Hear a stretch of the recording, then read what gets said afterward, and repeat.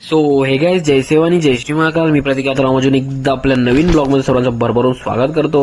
काही दिवसाआधी आपल्या घरी होता भाऊबीज. सो या ब्लॉगमध्ये दाखवण्याचा प्रयत्न करणार आहोत कशा प्रकारे झाली भाऊबीज आपल्या घरी. पाहू शकता अशा प्रकारे मी स्टार्टिंगला बसलो बढिया पाटावर. मग प्रॉपर छान प्रकारे ताईने पायावर अशा प्रकारे धुवून दिली. मग हळद कुंकू लावली. त्याच्यानंतर मग काय पेढे चारली छान प्रकारे. पेढे खाल्यानंतर मग अशा प्रकारे मला भेटले रुमाल नारळ हरवेळी प्रमाणे. मग छान प्रकारे आशीर्वाद घेऊन घेतलं.